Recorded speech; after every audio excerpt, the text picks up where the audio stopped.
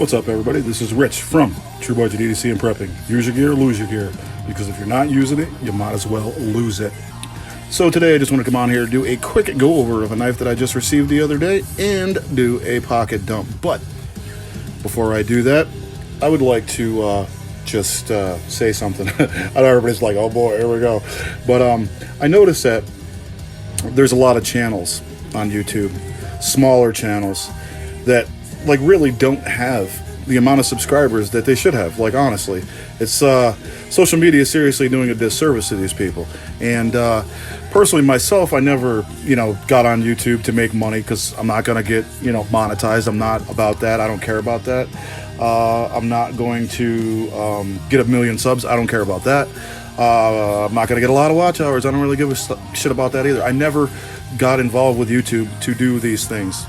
So, you know what I mean? I myself would rather just promote smaller channels because they're awesome. Whereas the larger herd channels, they already have their herd, so they have that following. But there's a lot of awesome smaller channels that are just really not getting a lot of representation, I feel. And it's unfortunate. But again, that's the way the herd is, So I feel like, like Conan's EDC, awesome channel. He should have more subscribers. Florida Boy should have way more subscribers. Steve's Gear, EDC for Fun, EDC question mark, Surviving the Daily. Like, there's so many people, and I'm forgetting people without question.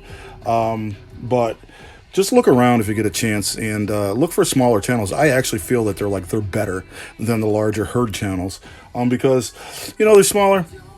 People are buying stuff that's realistic. They're not putting a ton of shit out there that nobody's going to buy, like $900 knives and stuff. So just get a chance, check out some of those channels. I'll link some people into the description, just some channels to check out. Good stuff, like Grumpy Grunt. Like, he should have way more followers than he has. Uncommon EDC Jake should have way more. There's just like all these people that should, I feel, have more. I mean, like I said, I'm not on here to get a lot of subs. I'm not on here to get money. I'm not on here to get a lot of watch hours. I'm a douchebag. I'm gonna say whatever. So I never thought I was gonna get as many followers as that I have, actually, because I'm gonna tell it how it is, regardless of whether people like it or not. But definitely get a chance to check out some of those channels I mentioned, and I will try to link some in the description. So on to what I'm here for today. The knife that I have here is a real steel knife. So I don't have a problem with Chinese knives. I know it sounds like I do. I have a problem with knives that are overpriced comparing to American knives. But real steel is not a herd knife yet. They don't have a lot of herd hype. I've seen a couple videos that were put out by larger herd leaders. The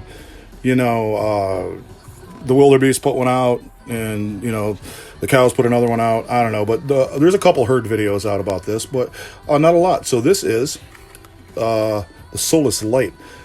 That is the box that it came in. I have the knife in my pocket. Here it is, right here. Super cool little slip joint. It is, let's check the specs. Blade is D2, super slicey too.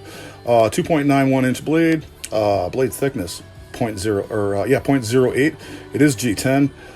It is close length of 3.86. It weighs 1.8 ounces, which is absolutely nothing. It is a Poltergeist work knife, so it's by Jacob, whatever. I'm not even going to try and kill that guy's last name, but he makes some pretty cool stuff at Poltergeist Works. It is a BRK exclusive with the bronze hardware, full black, and it just comes with your regular little box. It's wrapped in paper that's in there. I saved that, and it's got some warranty information, but nothing special. So this is a Solus Light. I got this on White Mountain Knives, $39 with a discount. It came to $35.99, so $36 now. So 2.91 inch blade, 3.86 handle. It's about 6.75 overall. It has this bronze hardware, bronze pocket clip. It is, again, Poltergeist Works. It does have a D2 blade, and it's almost the entire edge is sharpened, so that's awesome. It only has a little small sharpening choil, good plunge line. It has a decent fuller right there, actually. It's not even a nail nick. They put a fuller in there. It's got G10, grippy G10, pretty good. And it has a half stop. But Real Steel does it kind of off in a jaunty angle. So there's that jaunty angle half stop. And deep carry pocket clip. Really like that. That's the reason I actually got it. So now, really weird thing. I'm not sure if you can see this, but I'm looking at this and I'm going, okay, so it's torque construction, but what kind of screws are those holding the clip in? Because there's no head to it. So I realized that upon further inspection, those are the ends of the screws. The screws are drilled in from the inside out. So you can't see this, but inside the screws are countersunk. So it was meant for that to happen. And the ends here that are sticking through are milled out and, rounded off. So that's just a design thing. But, you got to keep that in mind if you're going to get it. So if your clip comes loose or if you want to take it off, you got to take the whole knife apart. It's a pain in the ass. I get it's a design thing, so it is what it is. I'm not going to mess with it. But, yeah, so that's just an odd thing that's going on with this. The screws are from the inside out. And other than that, though, it's awesome. Like I said, flat grind, super slicey, 0.08 on the thickness. It is relatively ergonomic, too. I mean, I have a larger size hand, and I pretty much can get all my 4 fingers on it.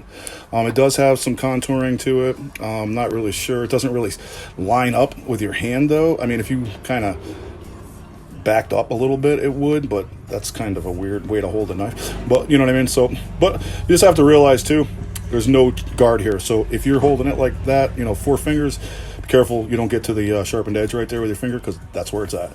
But overall, it's a good knife. I'd used it today, cut some stuff, and I like it. And like I said, it's only $36, and I like the bronze accents.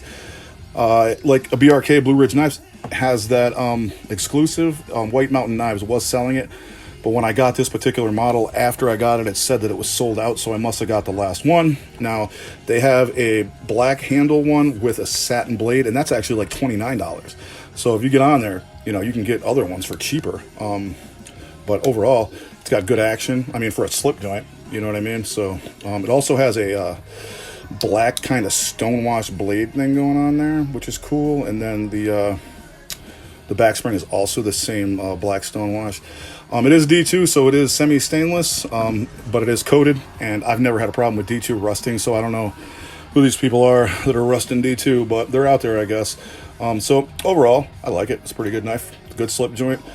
Good deep carry pocket clip. I like that. And overall, it's not a herd knife, so I'm trying to find some knives that aren't being hyped by the herd, and Real Steel so far is really one of them. So get a chance and you want a knife that the herd isn't carrying around, check out Real Steel. They got some pretty good stuff. So that's the knife that I have today, and that I'm gonna have for a little while. My dump is True Budget EDC Hank. I actually ended up somehow getting a black carry today, so I really didn't plan it that way. So that's my True Budget EDC Hank. Here's my WowTac A6. What else do we got today? Got my wallet, which is the Arc Card wallet from Alpaca Gear. I got some pocket trash, which are my pocket dice. Got the old pepper spray. What else we got going on here? Also have my fire pager, which is right there. And as a backup knife, I have the Buck 110 LT. So I believe that is all I got. And yeah, ended up being a blackout carry. I didn't even realize it. And then I was like, well, just the way it worked out, I guess. So pretty cool knife right there. So if you get a chance, check out the Solus Light. I mean, it weighs 1.8 ounces. It's like literally nothing. So it's pretty awesome. Not a lot of weight. Really super slicey, thin edge, and it's got that that sheep's foot blade. So super utilitarian. It's a very minimalistic knife. I mean, just from minimalist style. Muted colors, little pop of color for accent. This is the exact definition of what minimalism is in art. So super cool knife.